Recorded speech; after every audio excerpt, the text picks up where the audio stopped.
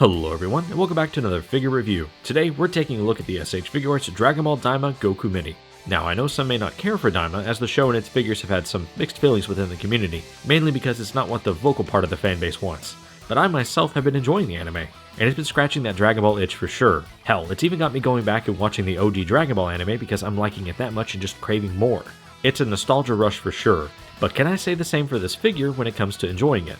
Well, believe it or not, he's actually not bad for being such a small guy. And spoilers, I love the figure for the most part, minus a few things here and there. But let's go ahead and get into the review so we can talk about it. Starting with the packaging, we have an image of Goku looking like he's ready to go off on another adventure. We can see the manga style paneling has had a slight update to it, with the borders having a more stylized look to them, almost like they were drawn with a thick ink brush. And the panels are done in a purple-yellow gradient that complements Goku. Also, the name of the figure is done in a metallic purple instead of white, kind of like how the superhero figures were done in silver. I love that little touch, as it wraps everything up in a nice little bow. Here's a look at the right side of the box, with the image of Goku wrapping around from the front to show off his power pole, as well as some more of those manga panels. The back side of the box gives us a look at what comes bundled with Goku, including his extra head sculpt, faceplates, and hands, while also giving us ideas for poses that we can get the little guy into. Here's a look at the left side of the box that continues that purple lettering.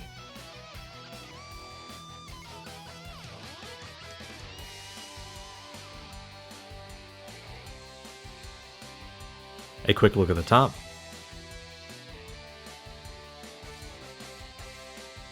and bottom to round off the packaging.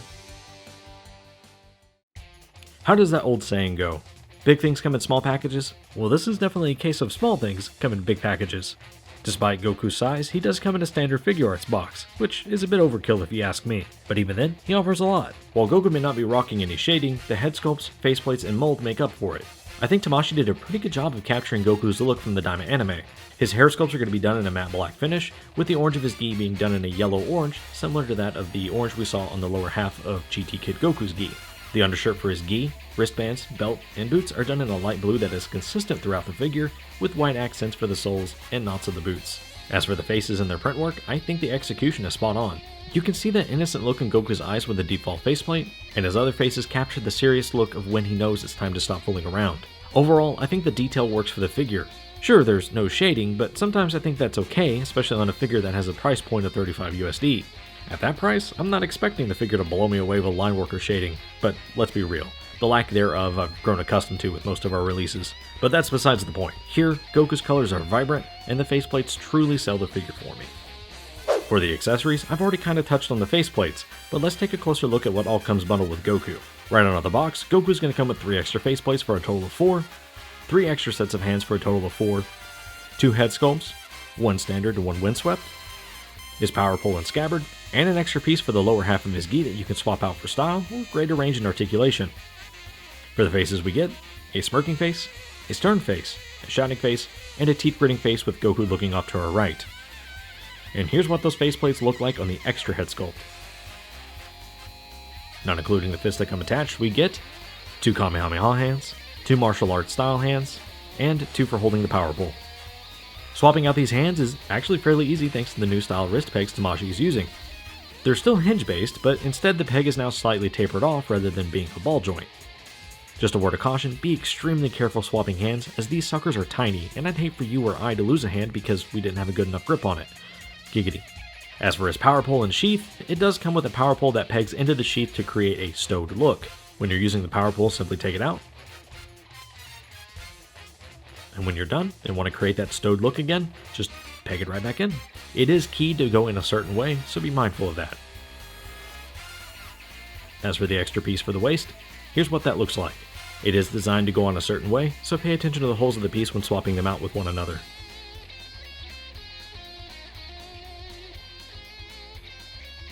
The belt is designed to go back on a certain way, and you can see this when inspecting the inside of the belt, as you'll see an F and an arrow for front, in case you weren't aware.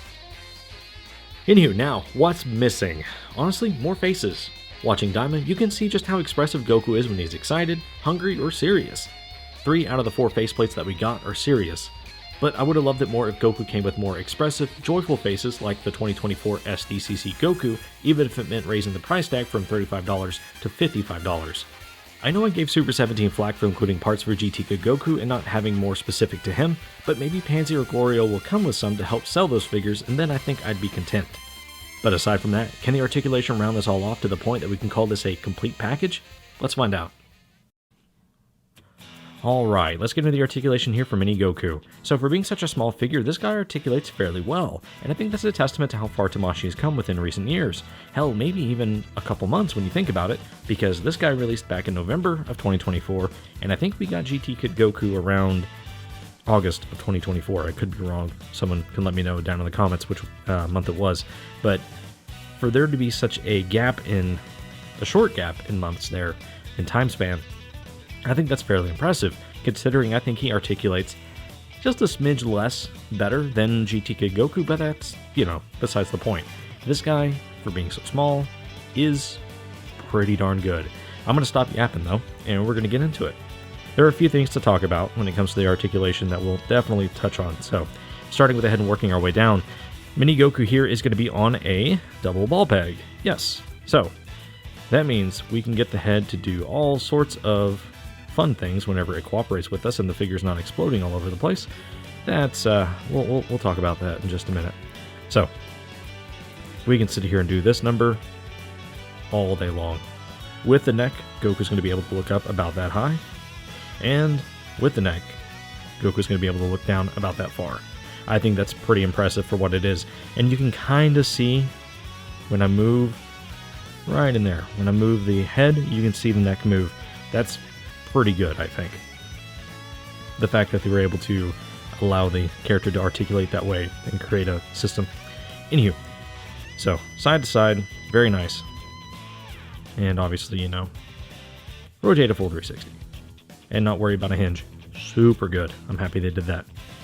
For the arms are going to be similar to that of the superhero Gohan in the sense that the sleeve is a cupped system, or even if you're familiar with the Demonical Fit Goku, let me also, if you have that figure and you've messed around with that.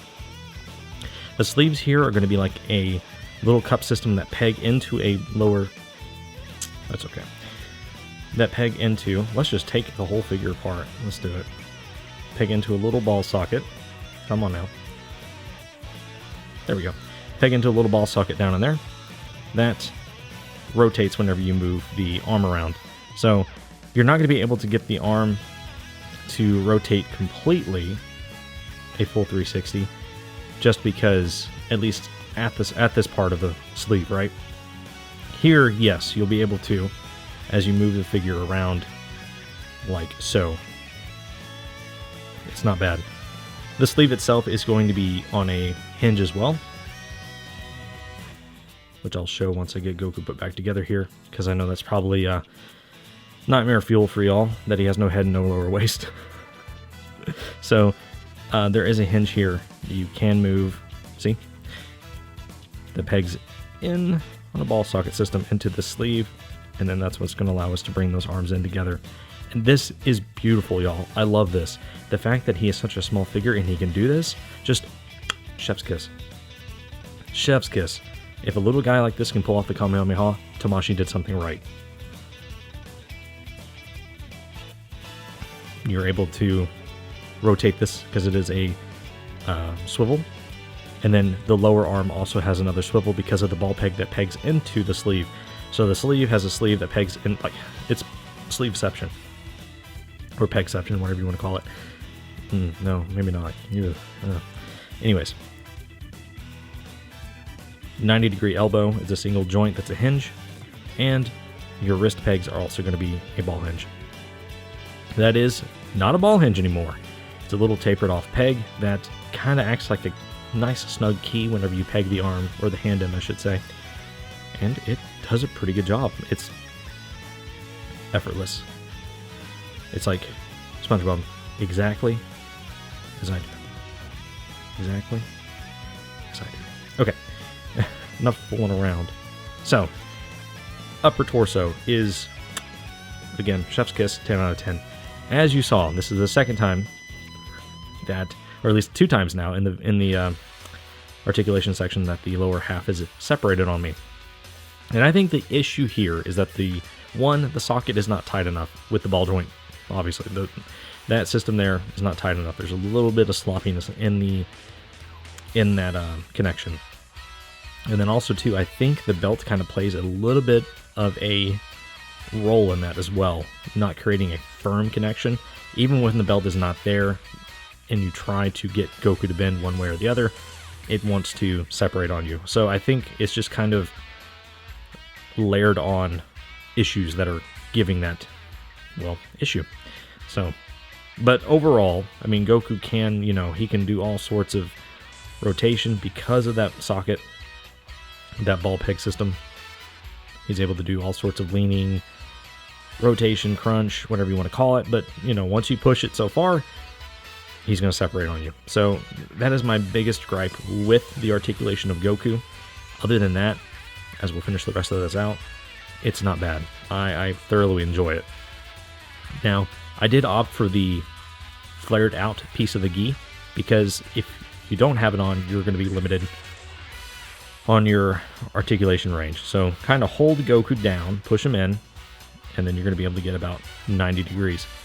Keep in mind, because it is a ball and socket system, that there is no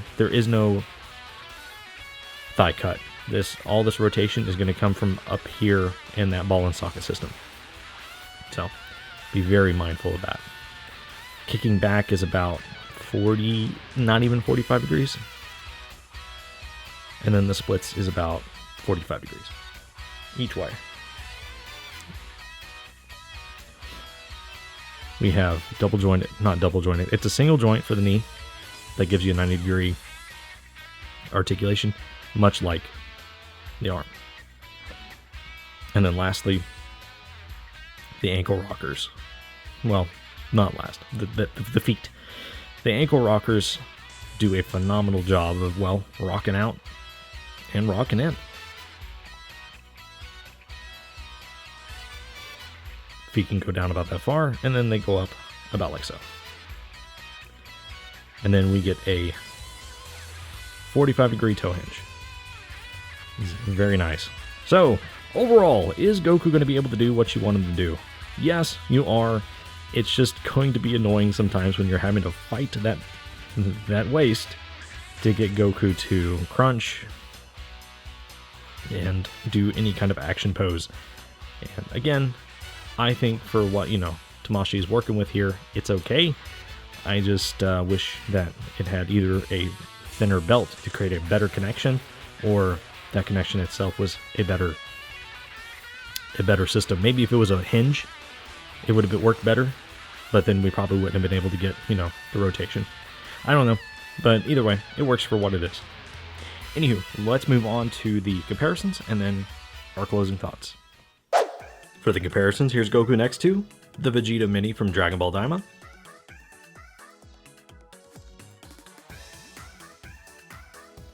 Super Saiyan Son Gohan, the fighter that surpassed Goku,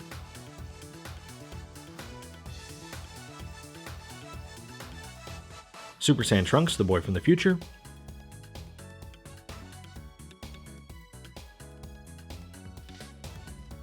Piccolo, the proud Namekian,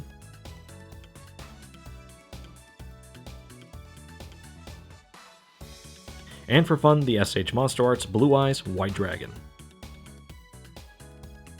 And before we wrap this up, I thought I'd do something a little different. Instead of just comparing Goku to other characters in the Dragon Ball line, I also wanted to show off how he scales with other iterations of Goku. As we can see, we've come a long way since the original Kid Goku released from Dragon Ball. This here is the Innocent Challenger store exclusive, but it's still the same figure.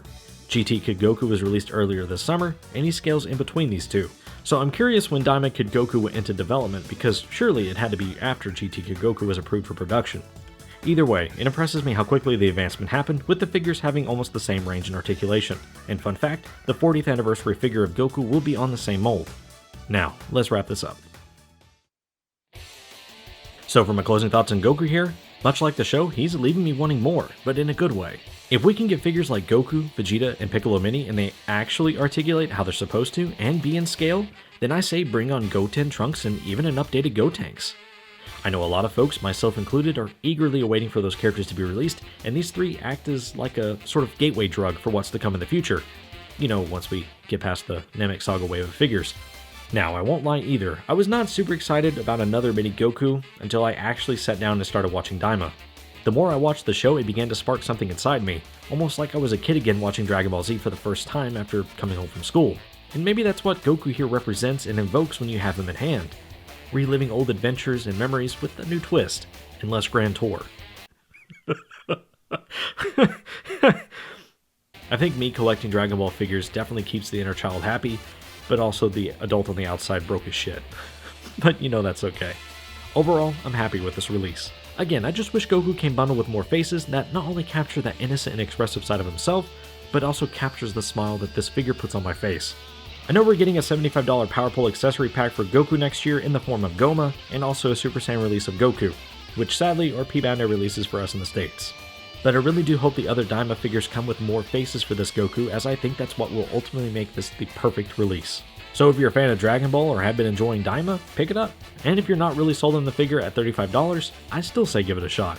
But even at that price point, if you're not sold on the figure, then you can safely pass. And that's going to bring us to the end of the review. I'd like to thank you, the viewer, for making it to the end. If you haven't already, kindly hit the like button and subscribe, as it helps me out and keeps the channel growing. Plus, I've got other reviews up and more to come. I'd also love to hear your thoughts on Goku here and Daima as a whole. Do you love it or hate it? I'd love to hear it all. But as always, this has been Elite Reviews, and I'll catch y'all in the next one. Peace.